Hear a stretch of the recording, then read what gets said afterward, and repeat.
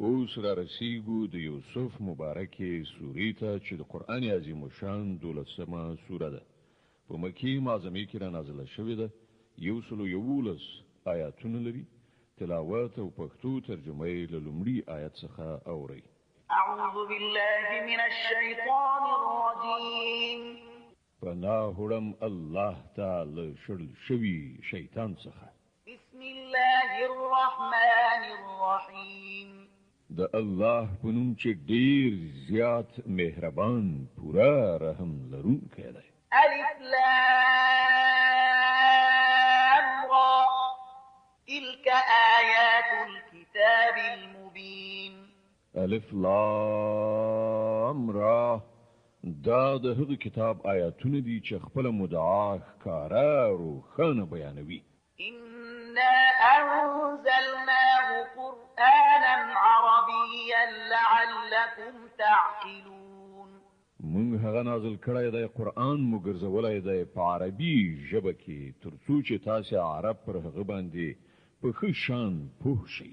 نحن نقص عليك أحسن القصص بما أوحينا إليك هذا القرآن وإن كنت من قبله لمن الغافلين. ای محمد صلی الله علیه وسلم مونږ دا قرآن ته وحی کړی دی په ډیر ښه اسلوب سره پیښې او حقایق درته بیانو کنه مخکې له دې خو له دې شیانو نه بیخي بې خبره وي. إذ قال يوسف لأبيه يا أبت إني رأيت 11 كوكبا والشمس والقمر رأيتهم لي ساجدين. دا د هغه وخت یادونه ده چې کله یوسف علی السلام خپل پلار ته وویل پلار جانه ما خوب لیدلی دی چې 11 ستوري دي او لمر او سپوږمۍ ده او هغوی ماته سجده کوي. قال يا بني لا تقصص رؤياك على إخوتك فيكيدوا لك كيدا إن الشيطان للإنسان عدو مبين. په جواب کې د هغه پلار وویل زوی کیا دا خوب د خپل ورونو ته مه وایه که نه نو هغوی به ستا د ربړولو په هڅه کې شي. حقیقت دا دی چې شیطان د انسان ښکاره دښمن دی. وكذلك يجتبيك ربك ويعلمك من تأويل الأحاديث ويتم نعمته عليك وعلى آل يعقوب كما أتمها على أبويك من قبل إبراهيم وإسحاق إن ربك عليم حكيم. او همداسې به وي لکه څنګه چې تا په خوب کې لیدلی دي چې ستا رب به تا د خپل کار لپاره وټاکي او تا ته به د خوبونو او حوادثو تعبیر در زده کړي او پر تا او د یعقوب علیه السلام پر ټبر باندې به خپل نعمت په همغه شان پوره کړي لکه څنګه چې له دې نه مخکې ستا په مشرانو ابراهیم علیه السلام او اسحاق علیه السلام باندې پوره کړی دی. دا یقیني ده چې ستا رب پوه او د حکمت خاوند دی.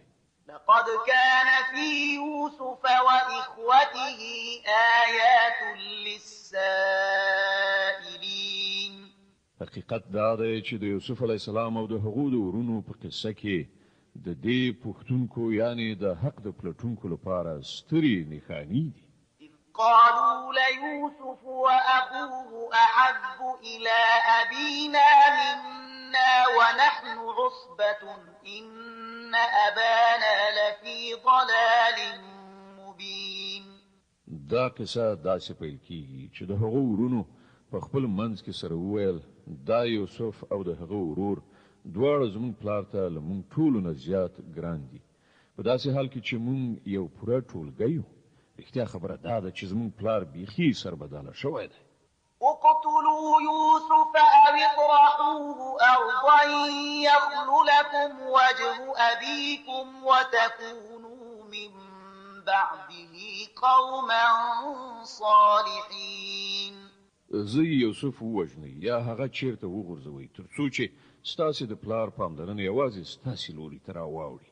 د دې کار له کولو نه وروسته بیرته نیکان شي. قال قائل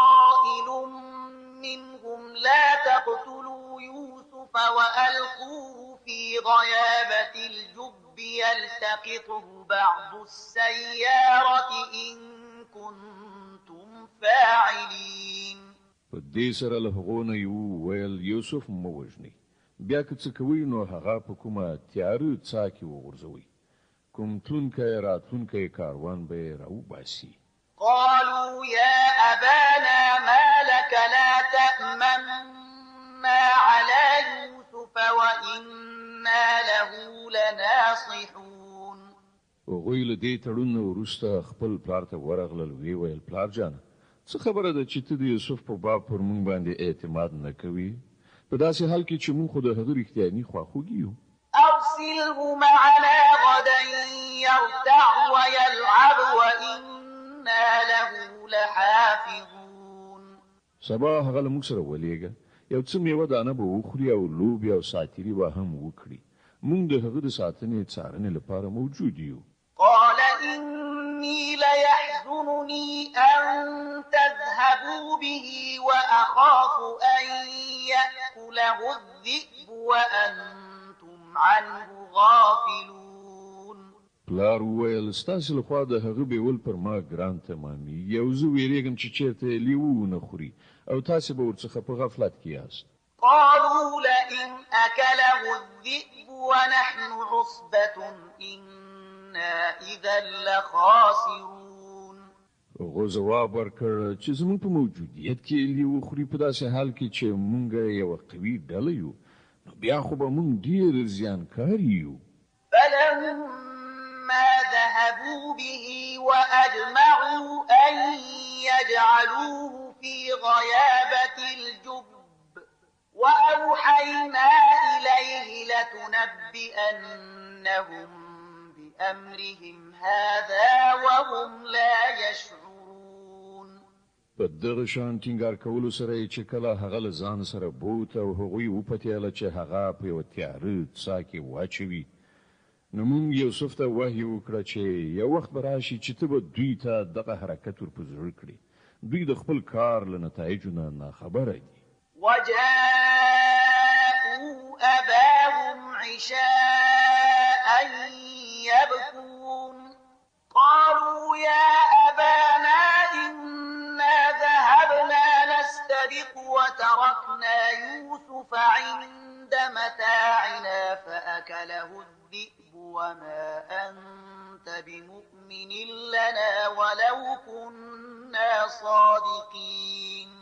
ماښام هغوی په ژړا انګولا خپل پلار ته راغلل او ویې ویل پلار جانه موږ د ځغلېدو په مسابقه بوخت او یوسف مو د خپلو اسبابونو څنګ ته پریښی و چې په دې ترڅ کې لیوه راغی، هغه یې وخوړ. ته به زموږ په خبره باور ونه کړې که موږ رښتینې هم اوسو. وجاءوا على قميصه بدم كذب قال بل سولت لكم أنفسكم أمرا فصبر جميل والله المستعان على ما تصفون. او هغوی د یوسف کمیس د دروغو په وینه لړلی له ځانه سره راوړی و. د دې په اورېدلو د هغو پلار وویل بلکې ستاسې نفس ستاسې لپاره یو لوی کار اسانه کړه، ښه نو صبر به وکړم او په ښه شان به یې وکړم. کومه خبره چې تاسې غوټه کوئ پر هغې باندې له همغه الله نه مرسته غوښتل کېدای شي. وجاءت سيارة فأرسلوا واردهم فأدلى دلوه قال يا بشرى هذا غلام وأسروه بضاعة والله عليم بما يعملون. هاخوا یو کاروان راغی او هغه خپل سقاو د اوبو راوړلو لپاره ولید. سقاو چې په څاه کې ډوله وغورځوله نو د یوسف په لیدلو یې نارې کړې مبارک دې وي، دلته خو یو هلک دی. هغو خلکو هغه د تجارت مال وګاڼه پټې کړ، په داسې حال کې څه چې هغوی کول خدای پرې خبر و. وشروه بثمن بخس دراهم معدودة وكانوا فيه من الزاهدين. په پای کې هغوی هغه په لږ غوندې بیه د څو درهمو په بدل کې خرڅ کړ او هغوی د هغه د بیې په موضوع کې دومره زیات هیلهمن نه وو. وقال الذي اشتراه من مصر لامرأته أكرمي مثواه عسى أن ينفعنا أو نتخذه ولدا وكذلك مكنا ليوسف في الأرض ولنعلمه من تأويل الأحاديث والله غالب على أمره ولكن أكثر الناس لا يعلمون. د مصر کوم سړي چې هغه واخیست هغه خپل میرمنې ته وویل دای په ښه شان ساته لري نه ده چې دای زموږ لپاره ګټور ثابت شي یا موږ دای په زوی ولې ونیسو. په دې ډول موږ د یوسف لپاره په هغه ځمکه کې د ټینګښت زمینه برابر کړه او په چارو باندې د پوهېدو او د خوبونو د تعبیر د ورزده کولو انتظام وکړ. الله خپل کار کوي خو زیاتره خلک نه پوهېږي. ولما بلغ أشده آتيناه حكما وعلما وكذلك نجزي المحسنين. او کله چې هغه پوره ځوانۍ ته ورسید نو موږ هغه ته د فیصلې قوت او علم ورکړ. په دغه ډول موږ نیکانو ته مکافات ورکوو. وراودته التي هو في بيتها عن نفسه وغلقت الأبواب وقالت هيت لك قال معاذ الله إنه ربي أحسن مثواي إنه لا يفلح الظالمون. د کومې ښځې په کور کې چې هغه وو هغې خپل ځان ته د هغه توجه جلبوله او یوه ورځ ورونه وتړله ویې ویل چې راشه.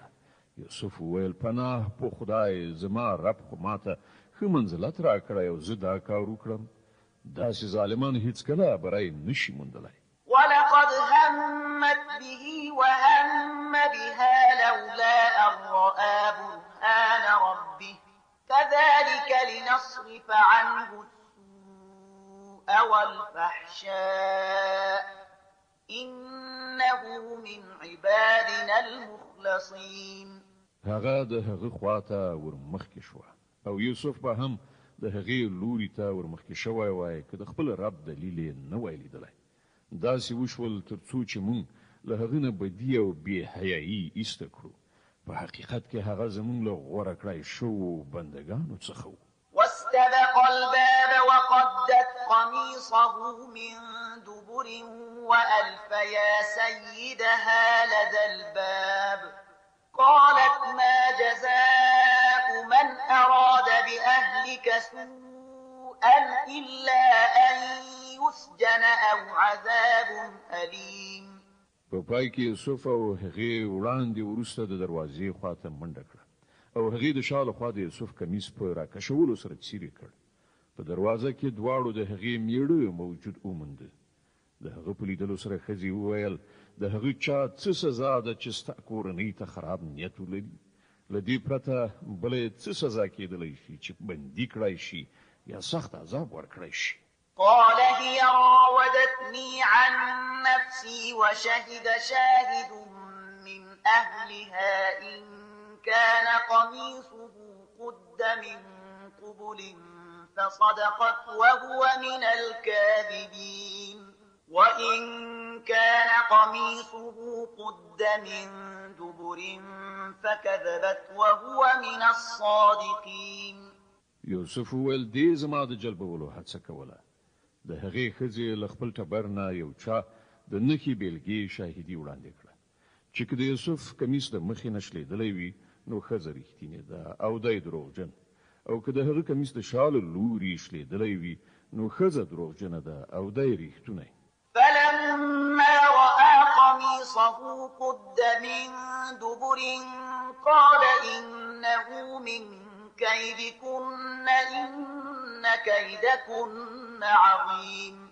کله چې میړه ولیدل چې د یوسف کمیس د شا له لوري شلېدلی دی نو ویې ویل دا ستاسې ښځو مکرونه دي په رښتیا چې ستاسې چلونه د حد نه زیات دي. يوسف أعرض عن هذا واستغفري لذنبك إنك كنت من الخاطئين.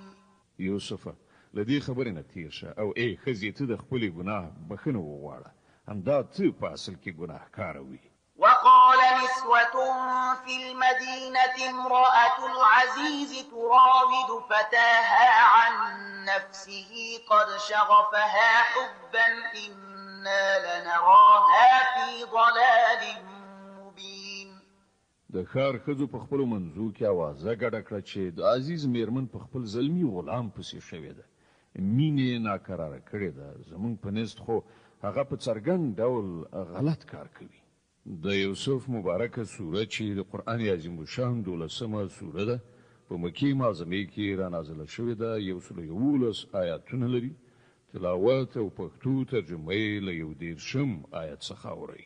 فلما سمعت بمكرهن أرسلت إليهن وأعتدت لهن متكئا وآتت كل واحدة منهن سكينا وقالت اخرج عليهن فلما رأينه أكبرنه وقطعن أيديهن وقلن حاش لله ما هذا بشرا إن هذا إلا ملك كريم. غي چې د هغو دغه مکر ډکه خبره واورېدې نو په هغو پسې استازی واستو او د هغو لپاره د تکیه کولو مجلس جوړ کړ او په میلمستیا کې د هر یوې په وړاندې یو چاړه کېښودله. بیا په همغه وخت کې چې کله هغوی میوې پرې کولې خوړلې، هغې یوسف ته وویل چې د هغو مخې ته راوځه. کله چې د هغو ښځو نظر پر هغه باندې ولګېد نو هغوی هکې پکې پاتې شوې او خپل لاسونه یې غوڅ کړل او غیر اختیاري وویل پاک دی الله، دا سړی خو بشر نه دی، دی خو کومه لویه پرښته ده.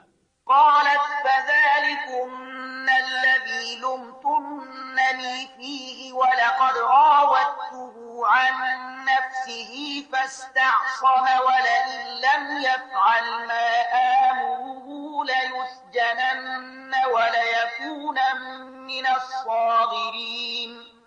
د عزیز میرمنې وویل وګورئ، دا دی هغه څوک چې د هغه په باب تاسې په ما پورې خبرې کولې. بېشکه چې ما د ده د جلبولو هڅه کړې وه، خدای وژغورل شو. که دی زما وینا ونه مني نو بندي او ډېر ذلیل او خوار به کړی شي. قال رب السجن أحب إلي مما يدعونني إليه وإلا تصرف عني كيدهن أصب إليهن وأكن من الجاهلين. یوسف ویل ای زما ربه، د دې په نسبت بندي کېدل ماته ښه دي چې زه هغه کار وکړم چې دا خلک له مانه غواړي، او که ته د هغو دسیسې له مانه دفع نه کړې نو زه به د هغو په دام کې ونښلم او په ناپوهانو کې به شامل اوسم. فاستجاب له ربه فصرف عنه كيدهن إنه هو السميع العليم. د هغه رب د هغه دعا قبول کړه او د هغو ښځو چلونه یې ورڅخه دفع کړل. بېشکه همغه دی چې د هر چا اوري او په هر څه پوهیږي.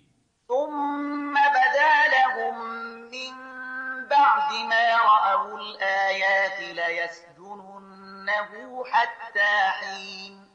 بیا هغو ته دا فکر ورغی چې د یوې مودې لپاره هغه بندي کړي، په داسې حال کې چې هغوی د هغه د پاکلمنۍ او په خپله د خپلو میرمنو د ناوړه چلند څرګندې نښانې لیدلې وې.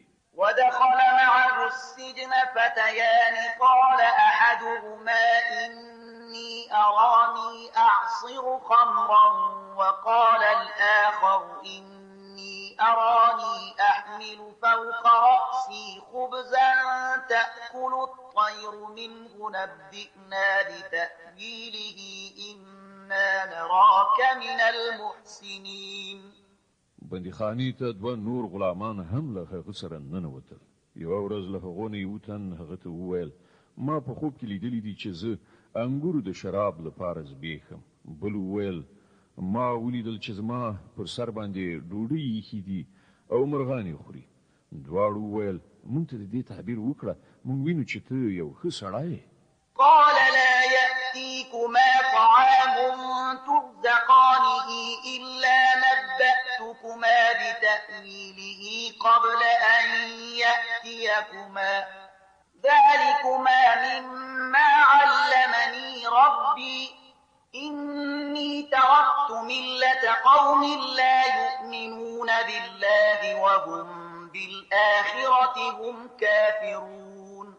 یوسف ویل دلته چې کوم خواړه تاسو ته درکول کیږي د هغو راتګ نه مخکې به زه تاسو ته د دې خوبونو تعبیر وکړم. دا علم له هغو علمونو نه دی چې زما رب ماته راکړی دی. واقعیت دا دی چې ما د هغو خلکو تګلاره پریښې ده چې په الله باندې ایمان نه راوړي او له آخرت نه منکران دي. واتبعت ملة آبائي إبراهيم وإسحاق ويعقوب ما كان لنا أن نشرك بالله من شيء ذلك من فضل الله علينا وعلى الناس ولكن أكثر الناس لا يشكرون. د خپل مشرانو ابراهیم علیه السلام، اسحاق علیه السلام او یعقوب علیه السلام تګلاره مې غوره کړې ده. زمونږ دا کار نه دی چې له الله سره څوک شریک وانګیرو. په حقیقت کې دا په مونږ او پر ټولو انسانانو باندې د الله فضل دی چې هغه مونږ له خپل ځانه پرته د بل چا غلامان نه یو ګرځولي.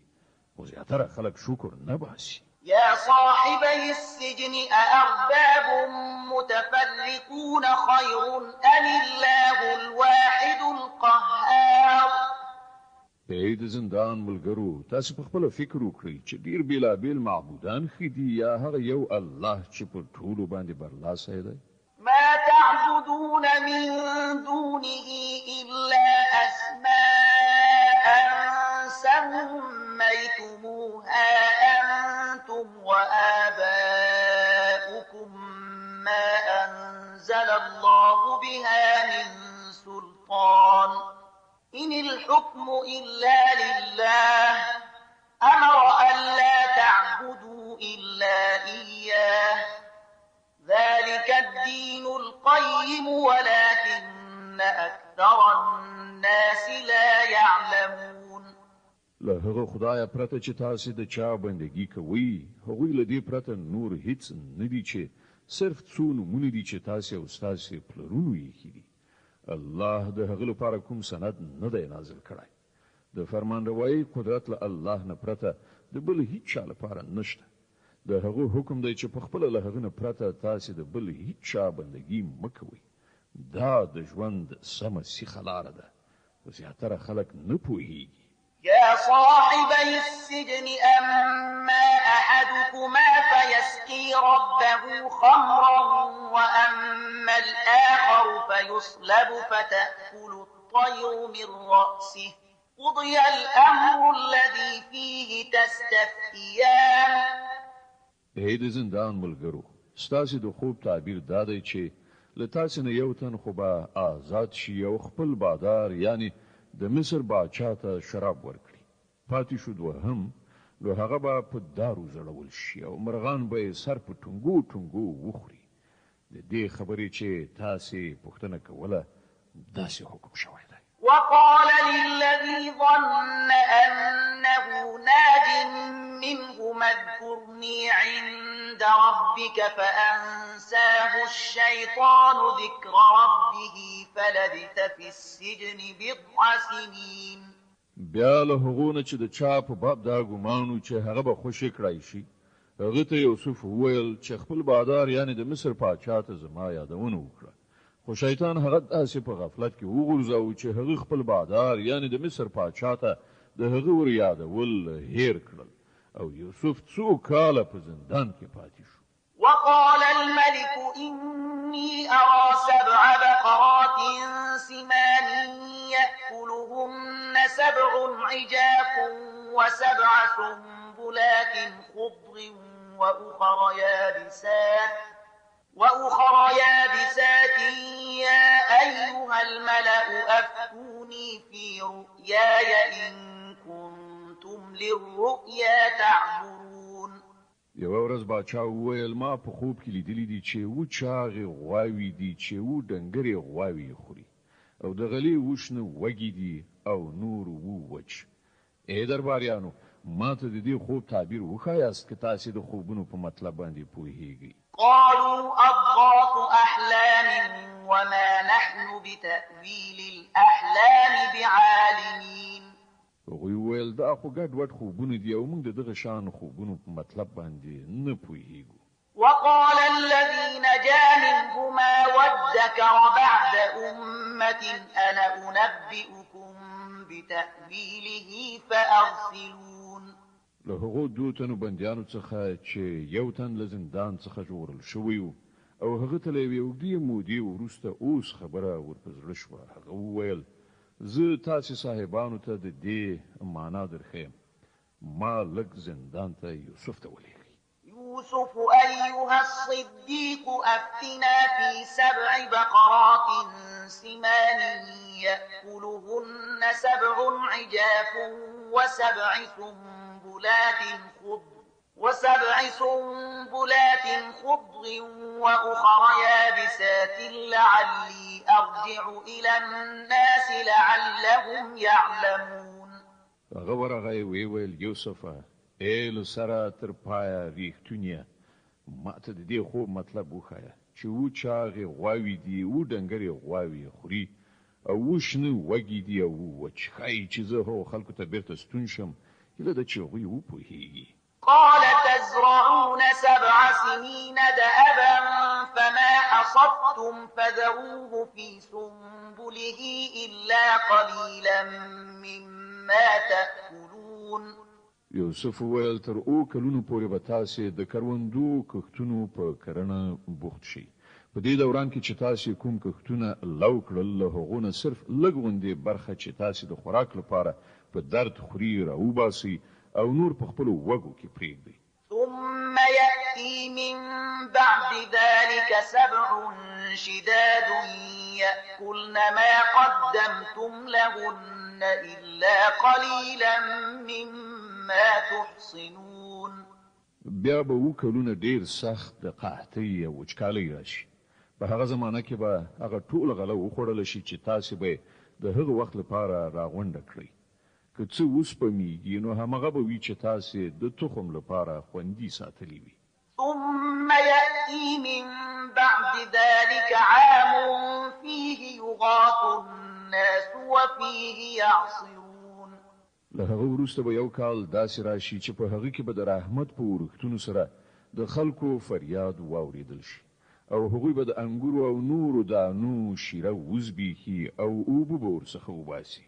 وقال الملك ائتوني به فلما جاءه الرسول قال ارجع إلى ربك فاسأله ما بال النسوة اللاتي قطعن أيديهن إن ربي بكيدهن عليم. باچا وویل هغه ماته راولئ. خو کله چې استازی یوسف ته ورغی نو هغه وویل خپل بادار یعنی باچا ته بیرته ورشه او له هغه نه پوښتنه وکړه چې د هغو ښځو څه معامله ده چې خپل لاسونه یې پرې کړي وو. زما رب د هغو له مکارۍ نه ښه خبر دی. قال ما خطبكن إذ راوتن يوسف عن نفسه قلنا حاش لله ما علمنا عليه من سوء. قالت امرأة العزيز الآن حصحص الحق أنا راودته عن نفسه وإنه لمن الصادقين. باچا له هغو ښځو نه پوښتنه وکړه تاسې د هغه وخت څه تجربه لرئ چې د یوسف د مینې جلبولو هڅه مو کړې وه؟ ټولو په یوه آواز وویل پاک دی الله، موږ خو په هغه کې د بدۍ یو بڅری قدر هم ونه موند. د عزیز مېرمنې وویل اوس حق څرګند شوی دی. هغه خو همدا زومه چې د هغه د مینې د راجلبولو هڅه مې کړې وه. بېشکه چې هغه بیخي ریښتونی دی. ذلك ليعلم أني لم أخنه بالغيب وأن الله لا يهدي كيد الخائنين. یوسف وویل له دې نه زما مطلب دا و چې عزیز په دې وپوهیږي چې ما پسې شاه هغه سره خیانت نه و کړی او دا چې څوک چې خیانت کوي الله د هغو چلونه د بري په لاره نه سموي. د یوسف مبارک سوره چې د قران عظیم شان 12مه سوره ده په مکی معظمه کې را نازله شوې ده. 111 آیاتونه لري. تلاوت او پښتو ترجمه یې له 350 آیات څخه اوري. وما أبرئ نفسي إن النفس لأمارة بالسوء إلا ما رحم ربي إن ربي غفور رحيم. زه د خپل نفس ښه نه وایم. نفس خو په بدی باندې هڅونکی دی، مګر دا چې په چا باندې زما د رب رحمت وي. بېشکه زما رب ډیر بخښونکی او رحم کوونکی دی. وقال الملك ائتوني به أستخلصه لنفسي فلما كلمه قال إنك اليوم لدينا مكين أمين. باچا وویل هغه ماته راولئ تر څو چې زه هغه د ځان د خدمت لپاره مخصوص کړم. کله چې یوسف له هغه سره خبرې وکړې نو هغه وویل اوس ته زما په وړاندې قدر او منزلت لري او ستا په امانتدارۍ باندې پوره ډاډینه ده. قال اجعلني على خزائن الأرض إني حفيظ عليم. یوسف وویل د هیواد خزانې ماته وسپاره. زه ساتونکی هم یم او عالم هم. وكذلك مكنا ليوسف في الأرض يتبوأ منها حيث يشاء نصيب برحمتنا من نشاء ولا نضيع أجر المحسنين. په دې توګه موږ په هغه هیواد کې د یوسف لپاره د حاکمیت لاره اواره کړه.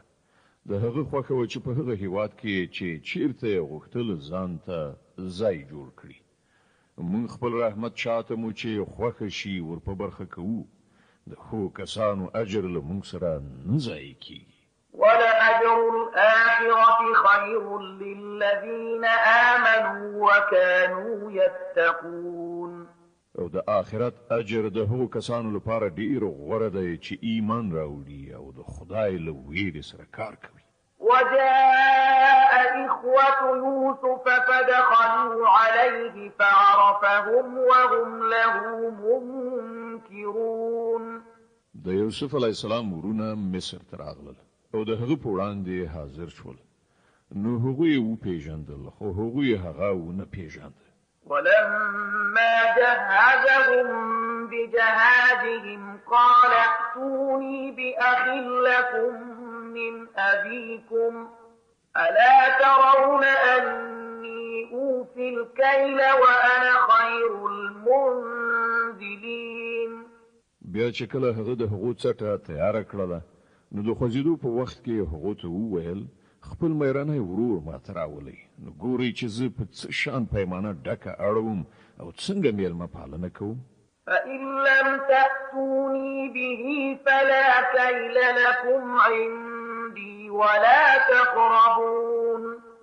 که تاسو هغه رانه ولئ نو له ما سره ستاسو لپاره څه غلن نشته بلکې تاسو به ماته نږدې هم رانه شئ. قالوا سنراود عنه أباه وإنا لفاعلون. وویل مونږ به هڅه وکړو چې پلار د هغه په لېږلو راضي شي او مونږ به دا کار هرومرو وکړو. وقال لفتيانه اجعلوا بضاعتهم في رحالهم لعلهم يعرفونها إذا انقلبوا إلى أهلهم لعلهم يرجعون. یوسف غلامانو ته اشاره وکړه چې دوی چې د غریب په بدل کې کوم مال ورکړی دی هغه په پټه د دوی په څټو کې کېږدي. دا کار یوسف په دې هیله وکړ چې هغوی به کور ته په رسېدو سره خپل بیرته ورکړی شوی مال وپیژني یا به د دې پیرزوینې احسان سترګې ونیسي او کېدای شي چې بیا راشي. فلما رجعوا إلى أبيهم قالوا يا أبانا منع منا الكيل فأرسل معنا أخانا نكتل وإنا له لحافظون. کله چې هغوی خپل پلار ته ورغلل نو وی ویل پلار په راتلونکي وخت کې مونږ ته غلا نه راکوله کېږي نو ته زمونږ ورور له مونږ سره ولېږه تر څو چې مونږ غله راواخلو رایې وړو او د دې ساتنه زموږ په غاړه ده. قال هل آمنكم عليه إلا كما أمنتكم على أخيه من قبل فالله خير حافظا وهو أرحم الراحمين. پلار جواب ورکړ آیا زه پر تاسو باندې د دې په باب همغسې اعتماد وکړم لکه چې لدین مخکې مې د دې ورور په باب در باندې کړای دی؟ الله ډیر ښه ساتندوی دی او هغه تر ټولو زیات رحم کوونکی دی. ولما فتحوا متاعهم وجدوا بضاعتهم ردت إليهم قالوا يا أبانا ما نبغي هذه بضاعتنا ردت إلينا ونمير أهلنا ونحفظ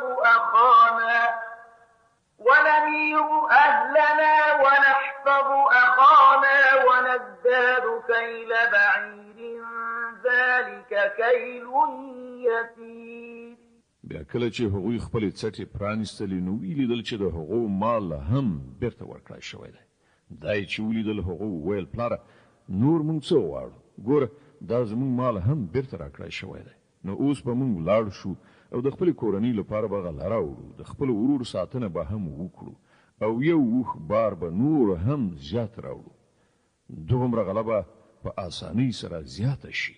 قال لن أرسله معكم حتى تؤتون موثقا من الله لتأتونني به إلا أن يحاط بكم فلما آتوه موثقهم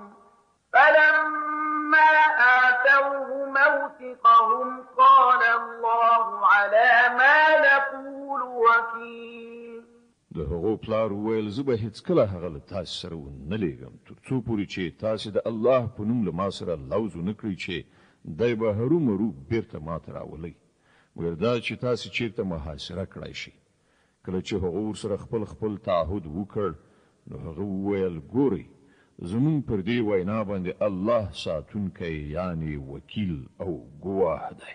وقال يا بني لا تدخلوا من باب واحد وادخلوا من أبواب متفرقة وما أغني عنكم من الله من شيء إن الحكم إلا لله عليه توكلت وعليه فليتوكل المتوكلون. بیا هغه ویل زما زامنو د مصر پایتخت لیوی دروازې مننه وزي بلکې له بیلابیلو دروازو ورشي، خو زه د الله له غوښتنې څخه تاسې نشم ژغورلی، د هغه له امر نه پرته د بل هیچا امر نه چلیږي، پر همغه باندې ما توکل کړی دی او هر څوک چې توکل کوي پر همغه دی وکړي. ولما دخلوا من حيث أمرهم أبوهم ما كان يغني عنهم من الله من شيء إلا حاجة في نفس يعقوب قضاها وإنه لذو علم لما علمناه ولكن أكثر الناس لا يعلمون. او پیښه هم دا وشوه چې کله هغوی د خپل پلار له لارښوونې سره سم ښار ته له بیلابیلو دروازو نه ورداخل شول نو د هغه دغه احتیاطي تدبیر د الله د غوښتنې په مقابله کې هیڅ په درد ونه شو خوړلی، خو صرف د یعقوب علیه السلام په زړه کې چې یوه تلوسه وه د هغې پوره کولو لپاره هغه تر خپلې وسې هڅه وکړه. بېشکه هغه زموږ د ورښودلي علم خاوند و، خو زیاتره خلک د موضوع په حقیقت باندې نه پوهېږي. ولما دخلوا على يوسف آوى إليه أخاه قال إني أنا أخوك فلا تبتئس بما كانوا يعملون. دوی چې د یوسف علیه السلام حضور ته ورغلل نو هغه خپل ورور ځان ته بیل وغوښت او ورته وویل چې زه ستا همغه ورور یم چې ورک شوی و، اوس ته د هغو چارو اندېښنه مه کوه چې دوی کړي دي. فلما جهزهم بجهازهم جعل السقاية في رحل أخيه ثم أذن مؤذن أيتها العير إنكم لسارقون. یوسف چې کله د دوی څټې وتړلې نو هغه د خپل سکني ورور په څټه کې خپل جام کېښود.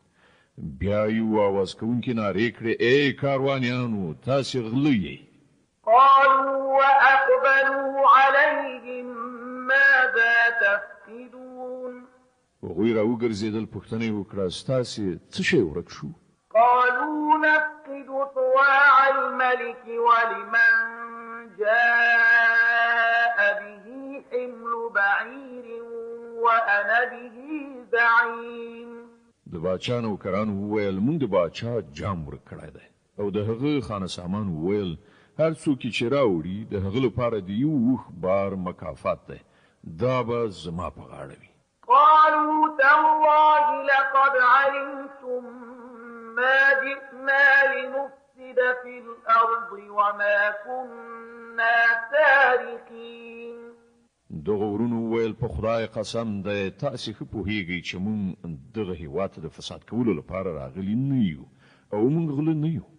قالوا فما جزاؤه إن كنتم كاذبين. هغوی وویل ښه نو که ستاسې خبره دروغ ثابته شي نو د غله څه سزا ده؟ قالوا جزاؤه من وجد في رحله فهو جزاؤه كذلك نجزي الظالمين. هغه ویل د هغه سزا د چاله څټ نه چې څه شی راووت هغه د خپل په خپل سزا کې وساتل شي. زمون په نزد خو داسې ظالمانو ته د سزا ورکولو هم دا مقررات دي. فبدأ بأوعيتهم قبل وعاء أخيه ثم استخرجها من وعاء أخيه كذلك كدنا ليوسف ما كان ليأخذ أخاه في دين الملك إلا أن يشاء الله نرفع درجات من نشاء وفوق كل ذي علم عليم. نو یوسف له خپل سکني ورور نه مخکې د هغو د څټو په لټولو پیل وکړ. بیا یې د خپل ورور له څټې نه ورک شوی شی په لاس راوړ. په دې ډول موږ په خپل تدبیر سره د یوسف ملاتړ وکړ. د هغه دا کار نه و چې د باچا په دین یعنی د مصر په پاچاهي قانون کې خپل ورور نیولی وای مګر دا چې الله هم دغسې وغواړي. زموږ چې چاته خوښه شي د هغه درجې لوړوو او د هر علم خاوند د پاسه یو بل لوی عالم شته. قالوا إن يسرق فقد سرق أخ له من قبل فأسرها يوسف في نفسه ولم يبدها لهم قال أنتم شر مكانا والله أعلم بما تصفون. دوی ویل که دی غلا وکړي نو هیڅ د حیرانتیا خبره نه ده. له دې نه مخکې د ده ورور یوسف هم غلا کړې ده. یوسف دا خبره په زړه وزغمله خو حقیقت یې هغوی ته څرګند نه کړ. صرف تر شونډو لاندې دومره وویل چې ډېر زیات بد خلک یې تاسې پر ما باندې چې مخامخ کوم تور لګوئ د هغه په حقیقت باندې خدای ډېر ښه پوهیږي. قالوا يا أيها العزيز إن له أبا شيخا كبيرا فخذ أحدنا مكانه إنا نراك من المحسنين. هغوی ویل ای د اقتدار واکمنه عزیزه د ده پلار ډېر زیات سپینګیری سړی دی. ته د ده په ځای له موږ نه کوم یو ونیسه. موږ ته ډېر نیکزړی انسان وینو.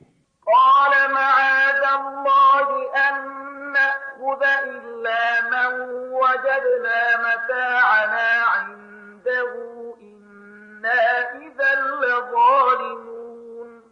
یوسف ویل خدای ته پناه وروړم بل څوک موږ څنګه نیولی شو که موږ هغه څوک پرېږدو چې موږ له هغه سره مال موندلی دی او بل څوک ونیسو نو موږ به ظالمان یو.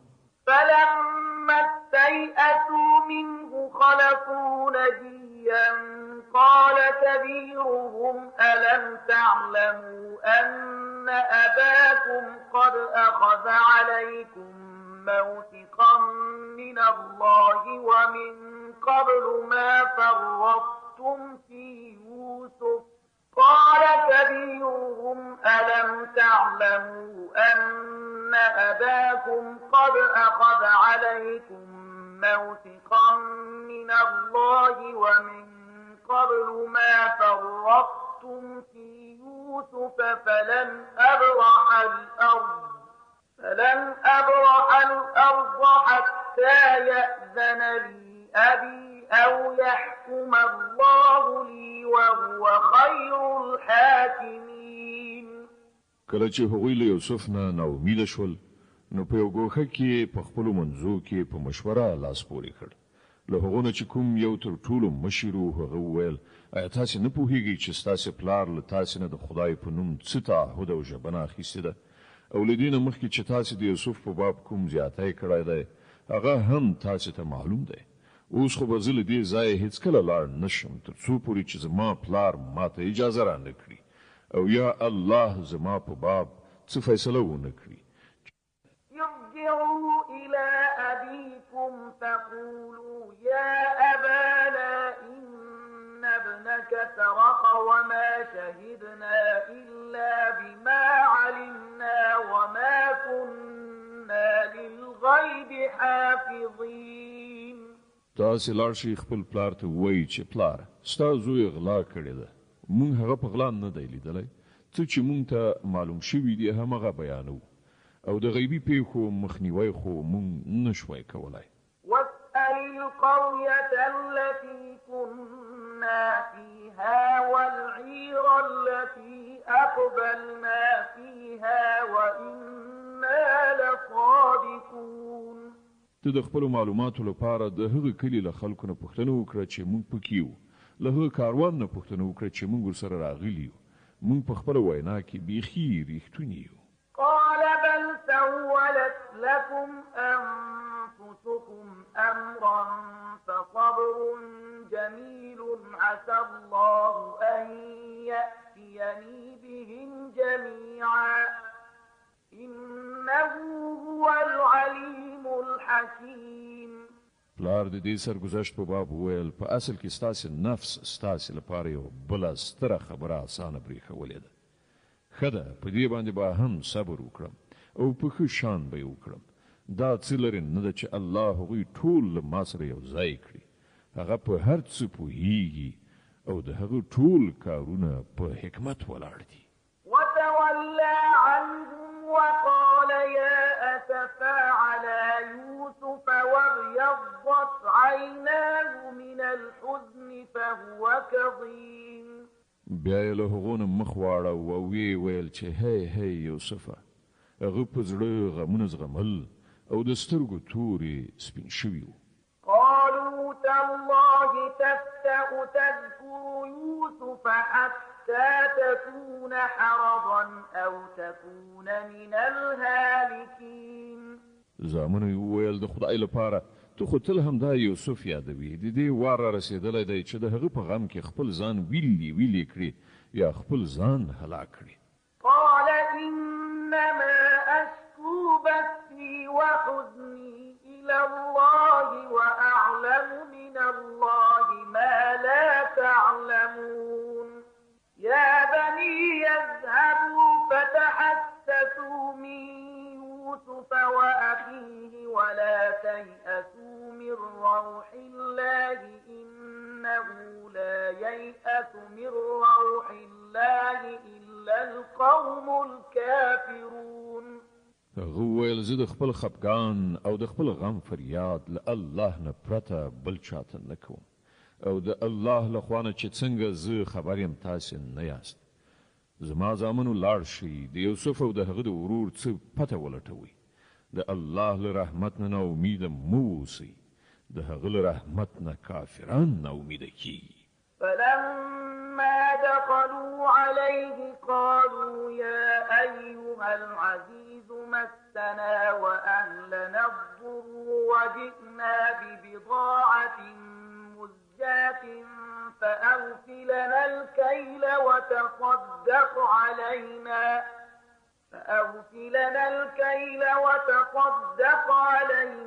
إن الله يجزي المتصدقين. کله چې دا خلک مصر ته لاړل د یوسف حضور ته ورغلل نو یې عرض وکړ چې ای واکمن سرداره مونږ او زمونږ کورنۍ په سخت کړاو کې اخته یو او مونږ یو څه ناچیزه غوندې پانګه له ځانه سره راوړې ده ته مونږ ته پوره غله راکړه او خیرات را باندې وکړه الله خیرات کوونکو ته مکافات ورکوي.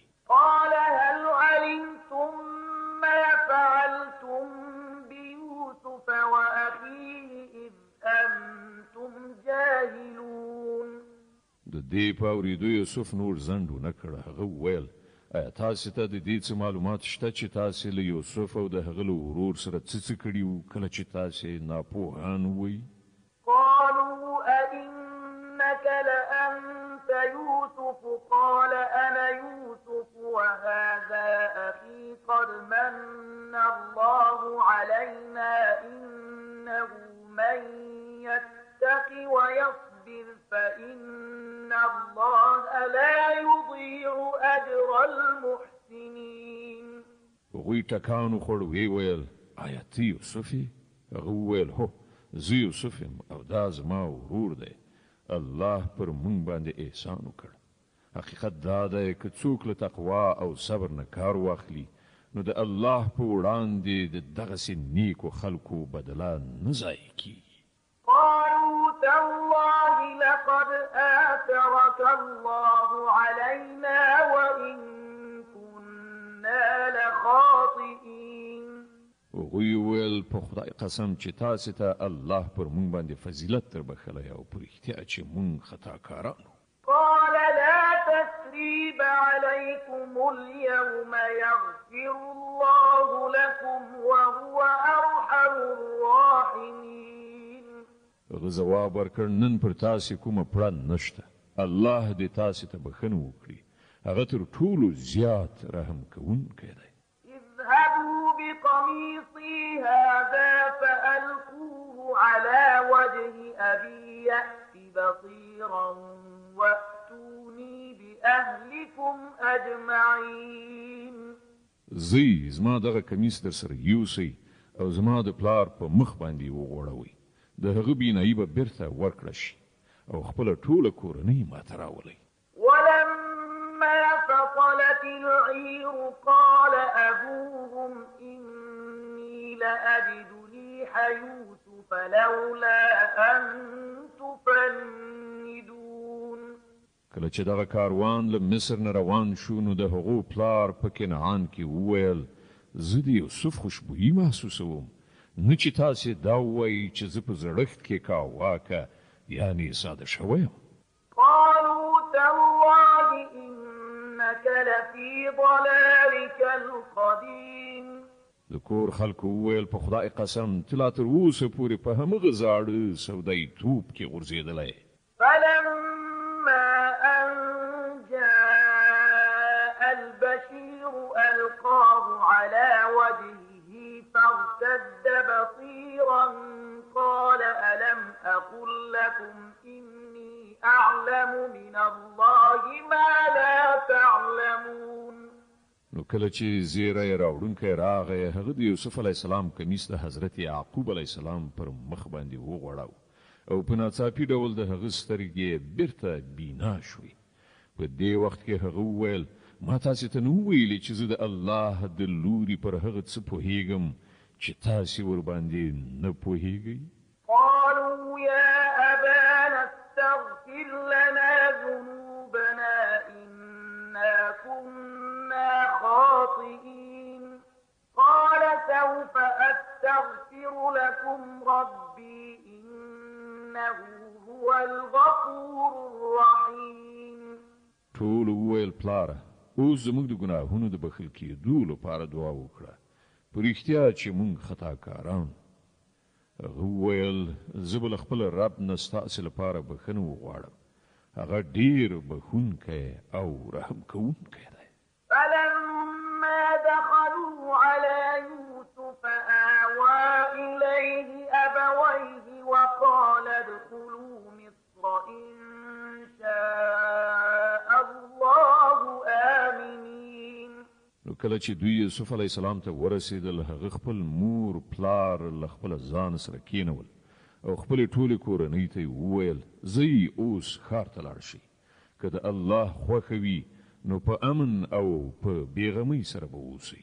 ورفع أبويه على العرش وخروا له سجدا وقال يا أبت هذا تأويل رؤياي من قبل قد جعلها ربي حقا وقد أحسن بي إذ أخرجني من السجن وجاء بكم من البدو من بعد أن نزغ الشيطان بيني وبين إخوتي إن ربي لطيف لما يشاء إنه هو العليم الحكيم. ښار ته له ننوتلو وروسته هغه خپل مور پلار پاڅول له ځان سره په تخت باندې کېنول او ټول د هغه په وړاندې بې واکه په سجده ټیټ شول. یوسف علیه السلام وویل پلاره دا زما د هغه خوب تعبیر دی چې ما مخکې لیدلی و. زما رب هغه حقیقت وګرځاوه. د هغه د خوب پیرزوینه ده چې هغه زه له زندان نه راویستلم او تاسې له بېدیانه دلته راوستلی له ما سره یو ځای کړئ په داسې حال کې چې شیطان زما او زما د ورونو ترمنځه فساد اچولی و. واقعیت دا دی چې زما رب په نالیدلو تدبیرونو سره خپله غوښتنه ترسره کوي. بېشکه هغه د علم او حکمت څښتن دی. رب قد آتيتني من الملك وعلمتني من تأويل الأحاديث فاطر السماوات والأرض أنت ولي في الدنيا والآخرة توفني مسلما وألحقني بالصالحين. ای زما ربه تا ما ته حکومت را کړی او ما ته د خوبونو او د پیښو د تعبیرونو پوهېدل را زده کړي دي. د ځمکې او اسمان هستوونکیه همدا ته زما په دنیا او آخرت کې سرپرست دی. زما خاتمه په اسلام باندې وګرځوه او په پای کې ما له صالحانو سره یو ځای کړه. ذلك من أنباء الغيب نوحيه إليك وما كنت لديهم إذ أجمعوا أمرهم وهم يمكرون. ای محمد صلی الله علیه وسلم دغه قصه د غیبو له خبرونو څخه ده چې مونږ تا ته وحی کوو. که ننو په هغه وخت کې خو ته موجود نه وي چې د یوسف علیه السلام ورونو په خپلو منځو کې په اتفاق کولو دسیسه جوړه کړې وه.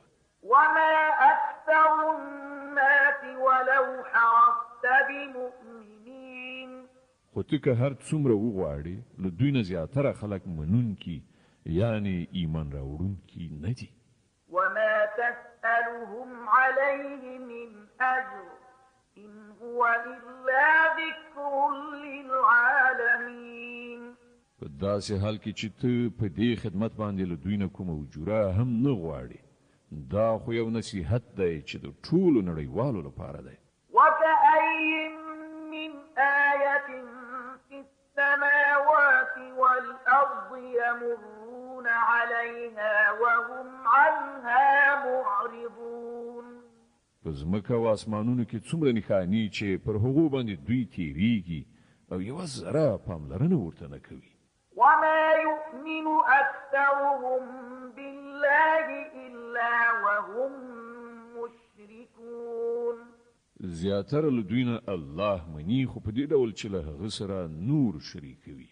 أفأمنوا أن تأتيهم غاشية من عذاب الله أو تأتيهم الساعة بغتة وهم لا يشعرون. ایا دوی ډاډه دي چې د خدای د عذاب کومه بلا به دوی وننیسي یا به په بېخبرۍ کې د قیامت ساعت په ناڅاپي ډول ورباندې رانشي؟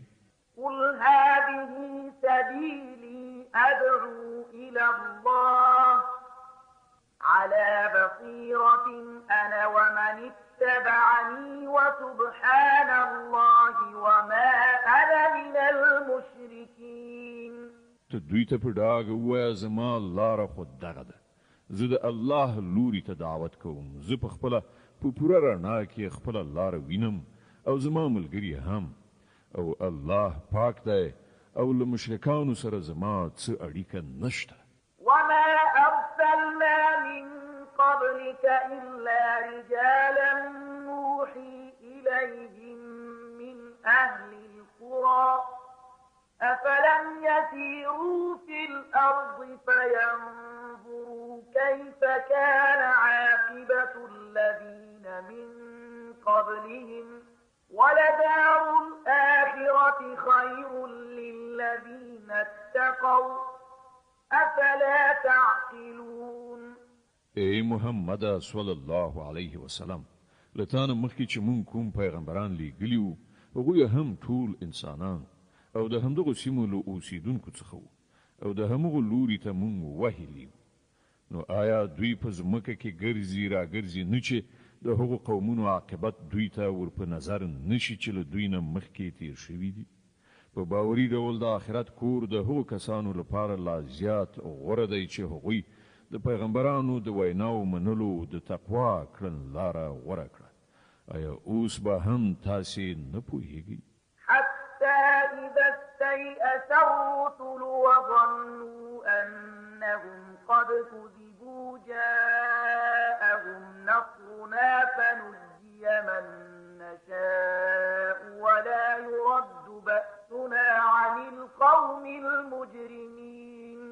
ان تر دې پورې چې کله پیغمبران د خلکو نه ناامیده شول او خلکو هم دا وانګیرله چې هغو ته دروغ ویل شوي دي، نو په ناڅاپي ډول پیغمبرانو ته زموږ مرسته ورسېدله.